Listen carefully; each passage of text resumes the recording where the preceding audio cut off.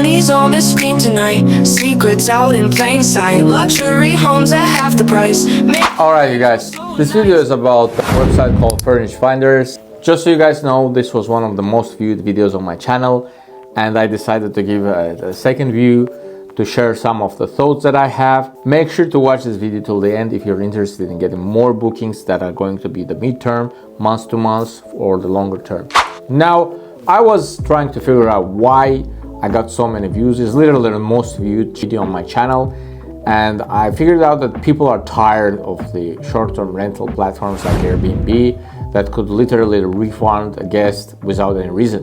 I literally started to get inquiries from people who are asking for a refund even before they check in, which is nuts. I mean, I understand they're trying to be a customer friendly, guest friendly. Without the customer, there is no business, but there should be some limitations, respect to the people who are you're doing business with. You cannot just refund left and right people because you should look like a customer friend. Now, the reason I'm making a second video is that I do lots of midterm rentals, and I decided to share my opinion on some of the points that could help you guys to get more business out of those booking platforms. Thank you for watching, and I would like to mention that this video is sponsored by my company. We help landlords to maximize their rental income. Normally, we take the property, say it's been rented for $3,000, we'll help landlord to make about $5,000 and charge about 10% from the profits. This is what we do. If you guys interested, if you're a landlord and looking for that company that would help you with getting more rent, just letting you guys know, I'm also a realtor in California. Any part of California you're looking for real estate, property for yourself, live with a family, or for investment, I'm your guy. Feel free to hit me up in the DM. Is Furnished Finder still worse in 2025? I mean, honestly, I don't think that those guys really care about the business. All they care about is like an annual fee they are getting from you guys. It's like $100 or something like that. And obviously those money are not enough for people to do the proper advertising. Personally, how do I get midterm rentals is that first of all, I try to get lots of businesses. I do lots of cold calling, try to figure out who's coming out of state. And then we're in California, obviously hiring people, especially construction people in California, is very expensive. That's why many companies bring the construction people out of state. And this way they get a cheap labor. Most of the guys are coming from Texas, and I have currently about 9 properties that are rented to those construction companies.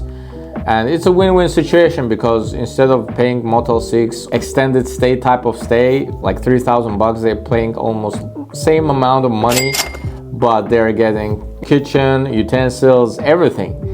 And it's much more profitable for us because we're able to rent them probably more, like I want to say 1.2, 1.3 times more than the market price because it's furnished properties and it's month to month. We have a very diverse type of portfolio. We have apartments, we have condos, we have houses.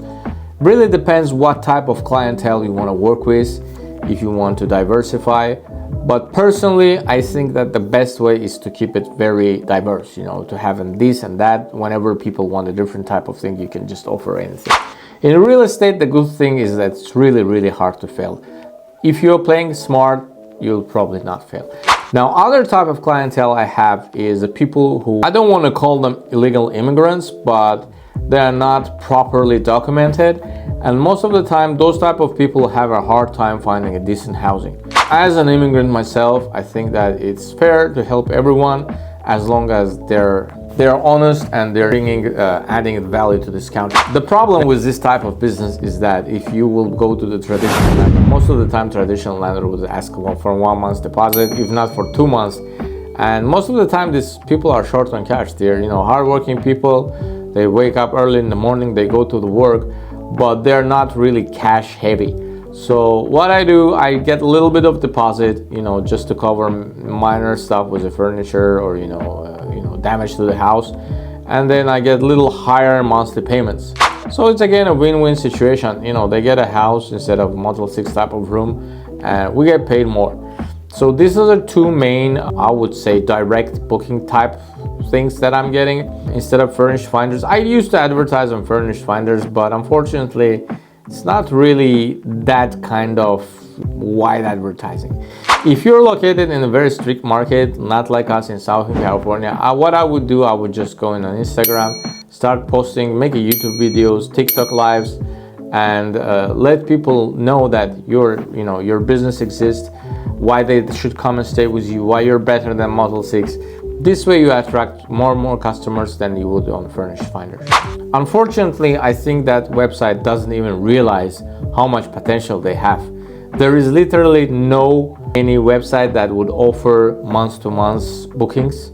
I would say even majority of people who are getting the month-to-month booking are getting them from Airbnb, unfortunately. But if there would be a competition that would be able to offer just month-to-month booking, most of the cities actually have banned short-term rentals. That website, like Furnished Finders, if just they will invest a little bit in their advertising, if they will invest a little bit, probably get some venture capital, hire some good marketing guys, this website will just crash everything on their way. But unfortunately, they are not doing this. I don't know why. They probably just don't want to go out of their comfort zone. But yeah, that website could do much more. I actually did reach for a couple landlords on the Furnished Finders, and you can just go and find the phone number. The problem is, again, people are not trusting each other. Especially when you have undocumented immigrants, no one really knows if they can, especially in places like California. They can come in and squat, and what you're going to do then? You have to pay like a 1 month. Minimum 1 month rent from your pocket. Some cities like Santa Ana, actually it's like a 3 months to evict someone. People don't trust each other, and I got to meet one of the landlords that had a property on Furnished Finders. Oh my god, I had such a hard time with this guy. He wanted to rent, but then he did not trust us. He wanted 1 month's deposit, and the prices he was asking was crazy. There needs to be some kind of adjustment on that website so that the people will feel comfortable and start booking. Now you have to understand, I have a friend of mine, Sam. Shout out to you, Sam. I was actually speaking to him a couple days ago. I had a family of undocumented immigrants who were trying to rent a property. He had a 2-bedroom. So just so you guys know, 2-bedroom market rent is somewhere around between $3,000 and $3,500. I do rent my property to them for $4,000, everything included. And Sam had a 2-bedroom, 1-bathroom property.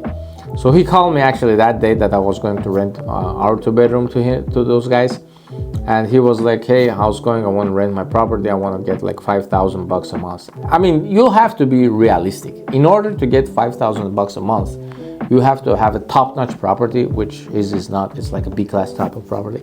Secondly, you probably would need to have it short-term rented to get that much amount. You have to have lots of turnover, high weekends, maybe some kind of themed place to attract more people. But with normal 2-bedroom, 1-bathroom, you are not going to get that amount. So you have to be reasonable in those type of websites like Furnished Finders. Otherwise, you can ask $1 million and no one's going to pay for you. Always be reasonable, guys. In any type of business, if you're unreasonable, you're not going to make any. And by the way, Sam, I'm not saying that you're unreasonable. You're just not a real estate guy. That's why you didn't know the price. Many people are asking if the Furnished Finder will become more popular. Honestly, if they will continue the business as they do, I don't think so. They're probably going to die. No one wants to, advertise there because no one is getting any bookings, They just keep charging people annual fees of $100 and that's it. I mean, it's a good business model as long as it is not. People will understand it and stuff. So whoever runs the Furnished Finder, my friend, start investing in your business.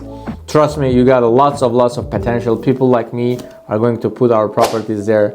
And the business model itself, I think it's stupid. You have to charge people who are making the bookings, not people who are putting the properties there. But anyways, good luck to you guys. If you're trying to get more bookings, feel free to reach me out and I'll help you in the comments. I'll help you with my advices. No charge, no nothing. I'm not selling anything for free. Condos, wow, afford it all with his know-how. Money